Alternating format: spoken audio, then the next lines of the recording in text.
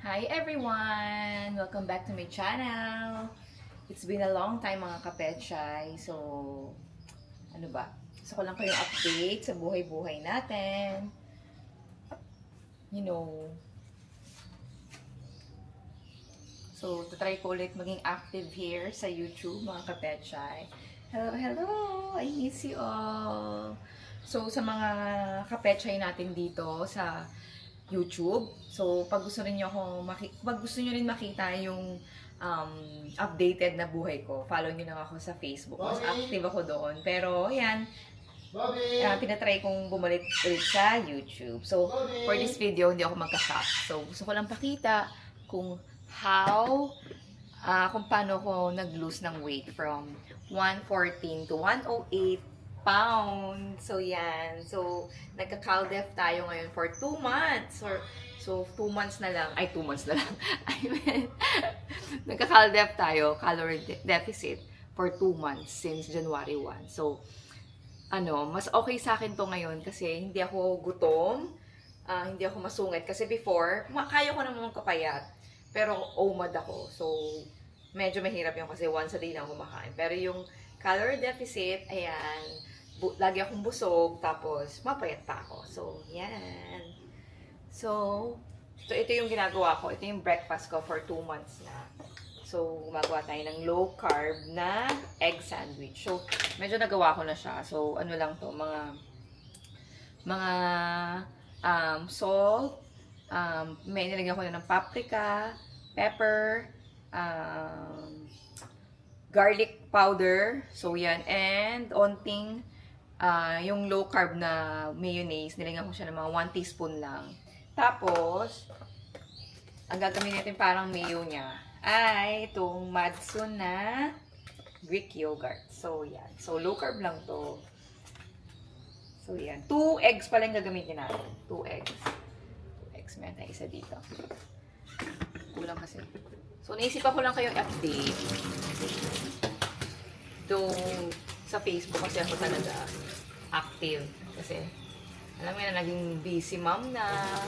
Wala na, hindi ko na kayang gumawa ng full content. Alam mo yun. Kasi diba, pag sa YouTube, kailangan full content talaga. Kailangan mabuo niyo yung 10 to 15 minutes, diba? At least, pag sa Facebook, clips lang. So, pwede, di ba? So, kaya doon ako active. Pero, since na-miss ko kayo here, mga kapetchay ko, yan, magiging active na rin ako. Dito, ginagamit ko isang egg yolk lang. Kasi medyo mataas sa calories tong egg yolk. Kaya isa lang gagamitin natin. Nagamit ko na yung isa-isa. So, yeah. So, ito yung ginagamit ko. Ito yung kinakain ko every day for 2 months na. Tapos, yung bread ko, ano ba yung bread ko? Yung no sugar Basta ano siya, 110 calories lang siya.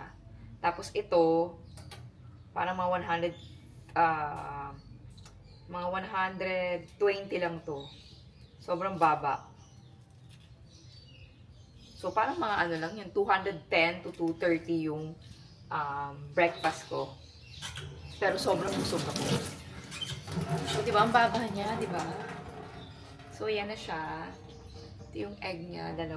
Tapos, lagyan natin ng madaming yogurt. Dati, nung ako nag-i-start, binibilang ko pa yung calories niya. I mean, minimeasure ko pa sa weighing scale. Pero syempre, since lagi ko nga siyang lagi ko siyang food, kabisado ko na yung calorie count niya. So, yeah. So, yeah, imimix lang natin. Yeah, like that.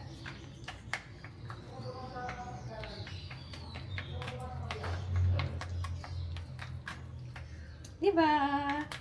So, yun lang. Soon, magiging active na ako here sa YouTube. And I miss you all, mga kapetchay. So, yun, huwag yung kalimutan mag-follow sa Facebook para mas updated kayo doon. So, Just Manabat lang din yung name ko doon. So, thank you mga kapetchay for watching. And, 5 minutes na ako. Tagalan pa natin. Charot. So, yan na nga, di ba? Halo-halo lang natin. Papakita ko na pala yung bread na ginagamit ko. So, ito, most likely, mga ano to, more or less, ba? Magamit lang yung most likely, tsaka more or less. Mga ano to, mga 120 calories na. Di ba? Super, pwede mo nga itong gamitan ng maraming bread. Pero ako, busog na busog ako. Kasi yung, yung itong Madsun yogurt, 2 tablespoon ito, so mga 30-40 lang. Tapos yung egg, mga 60.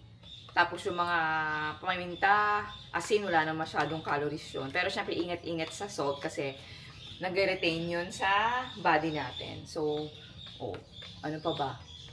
Tapos yung pickle, siguro mga 5 calories. Tapos yung mayonnaise na low carb, siguro mga 20 to 30 yun na 1 teaspoon. Kaya, yun yung medyo nakakataba. Pero pwede nyo nga substitute na yogurt. Diba? Bongga. I love it. So, pakita ko sa inyo yung bread na ginagamit ko. Diba? Sama na kayo. Sama na kayo. Kasi naman, namiss ko kayo, diba? So, sumama kayo. Saba. So, here yung ating wheat bread. No sugar. Matatak nito. Monde. Tapos,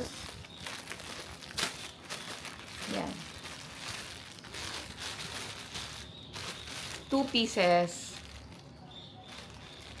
2 pieces, 110 calories only. Diba? Ang bonga. So, ito yung bilhin nyo. No sugar added wheat bread ng Monde. So, yan. Thank you mga kapetchay for watching. I miss you all and I'm gonna eat my breakfast now. Bye! Thank you for watching.